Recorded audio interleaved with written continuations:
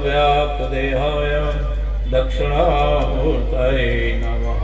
ओम शांति शांति शांति। ओम गुरुब्रह्मा गुरुर्विष्णु गुरुदेवो महेश्वरः गुरु साक्षात् परं ब्रह्म तस्मै श्री गुरुवे नमः।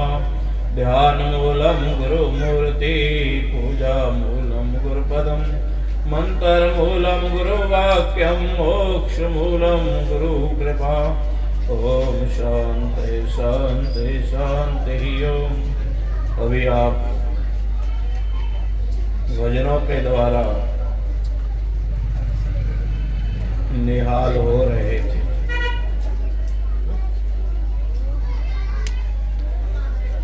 अंतःकरण को भेदने वाले शब्द जो हैं,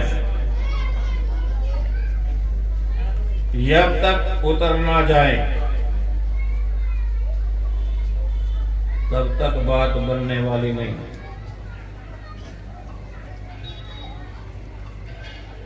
बाहर का नाचना और बात है, जब तक उन गुरुओं की कृपा से तुम्हारा अंदर ना नाचने लग जाए तब तक बात बनने वाली नहीं। बोलिए सदगुरु ज्ञानगिरी महाराज की जय। गुरु के प्रति श्रद्धा निष्ठा विश्वास पूरा होना चाहिए। काय गुरु भेजे नरक को रखिए स्वर्ग की आस। वो भी दिन था जिस दिन आपने अपने गुरु जी की मूर्ति की स्थापना की थी। यहाँ गुरु जी विराजमान होते हैं, भगवान स्वयं साथ में आकर विराजमान हो जाते हैं। ये आपकी श्रद्धा और विश्वास का परिणाम सामने दिख रहा है। सभी एक जैसे नहीं होते, बीच में कोई कोई ऐसा भी होता है, पास में रहता हुआ भी जिसके अंदर ये भाव उदय नहीं होते। जब तक भाव उदय नहीं होगा तब तक उस तत्व की जानकारी नहीं मिलने वाली। आप सब उस परम पिता परमात्मा के अंश हो। कभी विचार किया है जिंदगी में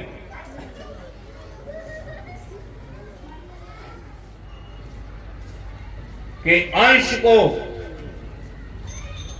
जाना किधर चाहिए? अपने अंशी की ओर जाना चाहिए, जहां इस विस्तृत प्रकृति माया रूपी संसार में भ्रमित होकर विचरते रहना चाहिए। बात कड़वी है, लेकिन बिना कड़वी दवाई के बिना बात बनने वाली नहीं। ये जितना टेम्परेचर चढ़ा हुआ है ना, ये उतरने वाला नहीं है। जब तक किसी ने गुरु के सन्मुख बैठकर उनकी बात के ऊपर अमल ना किया, कहीं सामने होते हुए भी गुरु को भी अपनी इशारों पर घुमाने की चेष्टा तो करते हैं।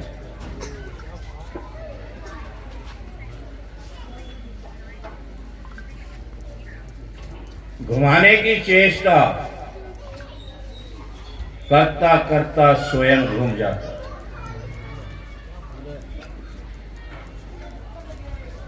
गुरु एक ऐसी चीज है, गुरु गोविंद दो मिले, काके लागू पाओ। गुरु बलिहारी अपनो जिस गोविंद दियो बताए। पहले परिणाम आप गुरु को करोगे जिसने तुम्हारे को मिला दिया है उस परम पिता परमात्मा से।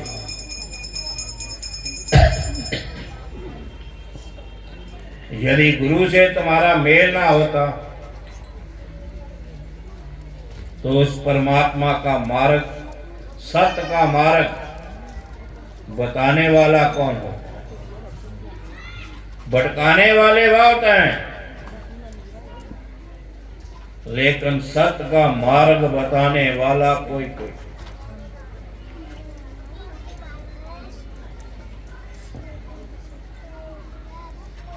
जब तक जीवन में आपको अपना असली परिचय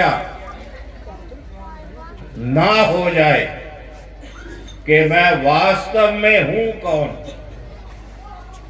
ये जितने नाम आपके रखे हुए हैं ये सब व्यवहारिक हैं, काल्पनिक हैं।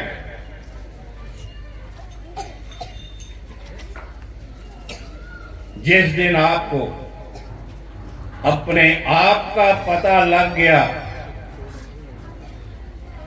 मैं परम पुरख का दासा देखन आयो, उसके अंदर का जो भेद है वो कौन बताएगा? ये पंच भौतिक शरीर है, ये देखते देखते इसमें बदलाव आते आते आते वृद्ध अवस्था तक पहुंच गए। आप चाहते थे कि बदलाव हो, कोई नहीं चाहता कि मैं बूढ़ा हूं, लेकिन फिर भी होगा। ये प्रकृति का अटल नियम है, कोई चाहता नहीं मरना, फिर भी मरेगा जरूर। जो जन्मता है मरना निश्चित है। जिस मरने से जग डरे, मेरे मर आनंद, वही इस मृत्यु से, इस भय से पार हो सकता है। जिसने उस वास्तविकता को जान लिया है कि मैं तो अजर अमर अविनाशी का वालका हूं, मैं मरने वाला नहीं। लेकिन हम सब समझते तो यही है कि हमने मरना है, हमने मरना। लौट कर इस धरातल पर आने वाला नहीं है। जब तक आपकी कामना, इच्छा, तृष्णा बलवती रहेगी, एक ही कामना इच्छा का त्याग हो जाए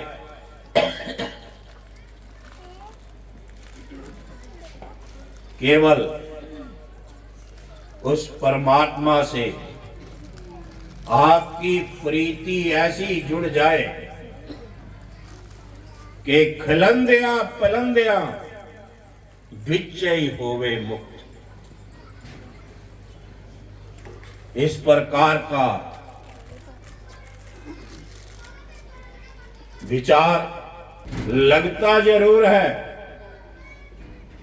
कि ये खुश्क है, इसमें आनंद नहीं आता।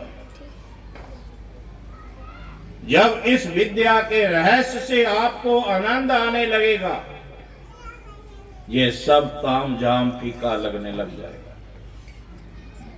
तो गिरधर गोपाल दूसर ना कोई। आपने जहां इस पंच भौतिक शरीर की शादी करना कर दो, लेकिन मैं अपने आप को गिरधर के संग अपने आप को मान चुकी हूं।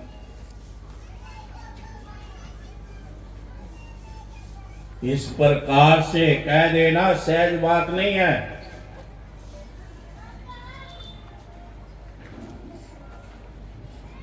प्रहलाद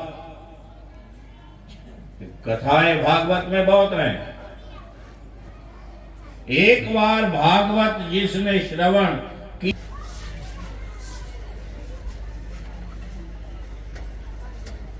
जिस दिन जीवन में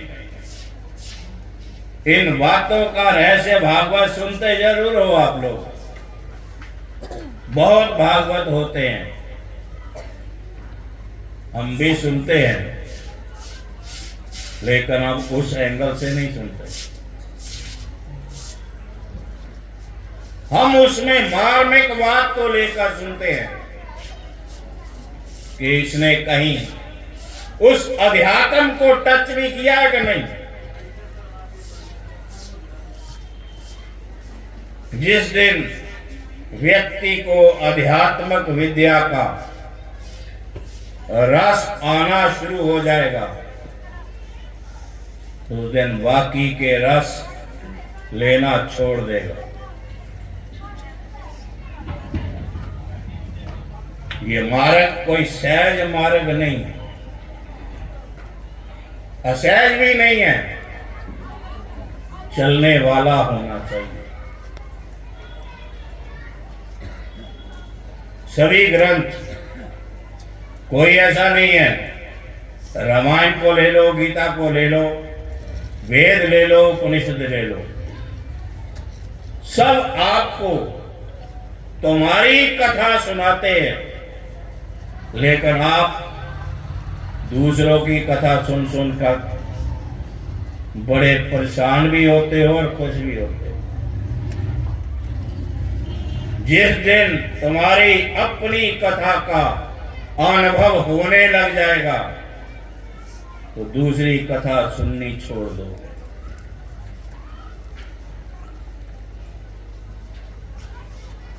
ये चेतन है, इसके अंदर जो तुम्हारे को उसके साथ में मिलाने वाला, बाहर से कुछ लाने की जरूरत नहीं है।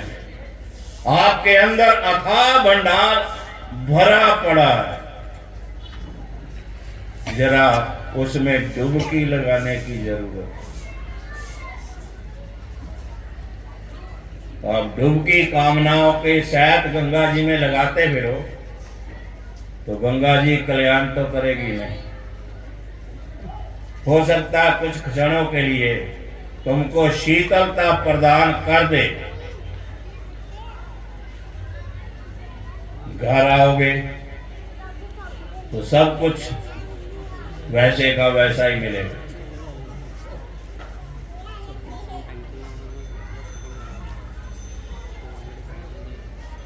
जिस दिन ज्ञात हो जाए कि गंगा का पदार्पण कहां से है,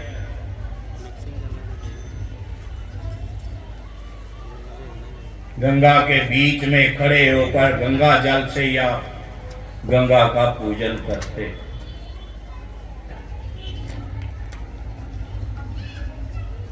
पूजन करते हो कैसा कि मैं ये खाना छोड़ रहा हूं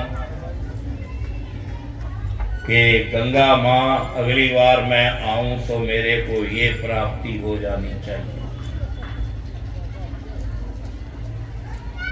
कभी गंगा में खड़े होकर ये भी कहा है कि आज के बाद मेरे अंदर से कोई झूठ का वाक ना निकले, सत्य मार्ग पर चलता हुआ मेरे को किसी भी वस्तु की आवश्यकता नहीं है।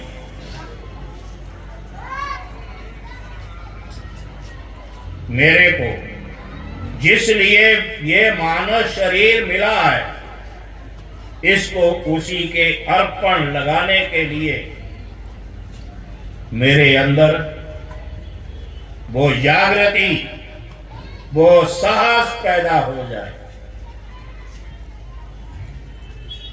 बड़ा मुश्किल है अंदर से इस प्रकार के थॉट्स निकालना, बाहर बहुत कुछ मिल जाएगा। जब तक अंतर्मुखी होकर नहीं विचरोगे तो भटकना मिटने वाली नहीं है। जिस दिन आपके अंदर नाम ज्योति है, अंदर की ज्योति जग जाए, तो ये बाहर की ज्योतियां सब इनकी भी आवश्यकता नहीं पड़ेगी। आजकल इस बाहर के डेकोरेशन की ओर ध्यान बहुत ज्यादा है। अंदर चाहे अंधेरा ही रहे, वो अंदर के चानन को कर लीजिए, बाहर की इतनी आवश्यकता नहीं है। ठीक है, समाज में रहना है, उसके लिए आपको ये जरूरी है।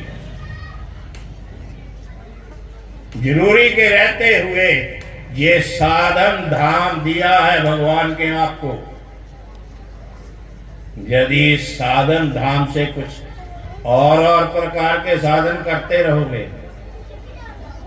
तो ये तुम्हारे को उस मंजिल तक, उस लक्ष्य तक नहीं पहुंचा सकता।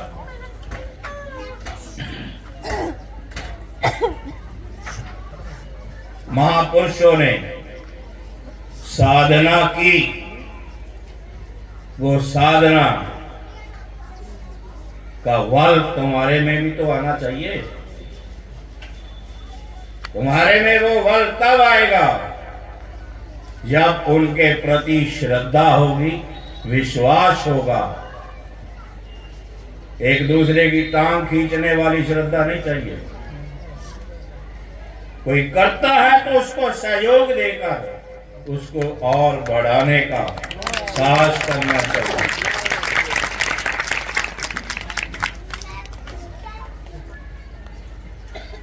उससे आपका भी उत्साह बढ़ेगा और गुरु जी की कृपा तो फिर अपार बरसेगी ही बरसेगी। भगवान ने कहा है आप 10 कदम चलिए, मैं 100 कदम आने को तैयार हूं, चलो तो सही। यदि आप 10 कदम पीछे हटाओगे तो मैं 100 कदम पीछे हट जाऊंगा, इसमें कोई शंका की बात नहीं है। यदि भाव ही नहीं होगा तो वो भी क्या करेगा।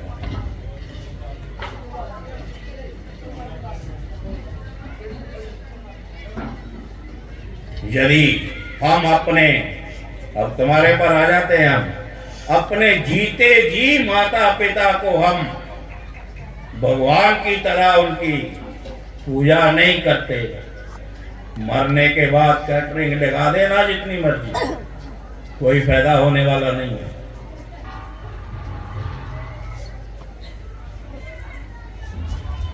जीते जी माता पिता की सेवा करना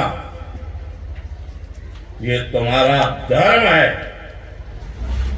और बच्चों को भी शिक्षा देनी, बड़े बुजुर्गों को उनका सत्कार करना, घर में हो चाहे द्वार में हो। ये जीवन अपने लिए नहीं मिला हुआ, ये मिला हुआ है पर के लिए, दूसरे के लिए। तुम्हारे पास अथाह है, जिसके पास नहीं है उसको देकर आप उसका सहारा बन सकते हो, पर कभी इजहार मत करना कि मैंने तेरे साथ ऐसा किया, उसके बदले में कुछ चाहना मत रख लेना। इवन अपने बेटे से भी आपका कर्तव्य है, आपने पूरा कर दिया, सेट कर दिया, ठीक, दोबारा उसमें ब्याज की ओर देखने की जरूरत मत रखना, लेकिन मूल नालों ब्याज प्यारा होता है। इसीलिए तो हमारी आकांक्षाएं जो हैं हमको उधर जाने नहीं देती। जिस दिन इस प्रकार का ये जो आश्रम तीर्थ स्थलों पर बनाए थे वो आप लोगों के लिए बनाए थे। वानप्रस्थ कहा है उसको। आकर विश्राम करके अपने आप को उस मालक से जोड़ते हुए आगे बढ़े। लेकिन अब वो जो आश्रम थे, कहना नहीं चाहिए पर कह देते हैं, वो होटलों का रूप ले रहे हैं धीरे धीरे। वो आपकी बदौलत है। जितने वृद्ध आश्रम बने हैं ये भी सब आपकी नलायकी का कारण है। तो आप अपने माँ बाप को दो फुलके नहीं दे सकते हो तो वृद्ध आश्रम छोड़ दो। भाट की संस्कृति कहती है अगर आप भोजन कर रहे हैं, आपके पास कोई आ जाता है तो आपका कर्तव्य हो जाता है कि उसको पूछकर आधा भोजन उसको भी खिला दो तो बढ़िया बात है। परमार्थ का मार्ग इसी के होते होते हो जाए। बोलिए सच्चिदानंद भगवान की जय, गुरुदेव महाराज की जय। हो उस गुरु की है कृपा बड़ी, उस गुरु की है कृपा बड़ी।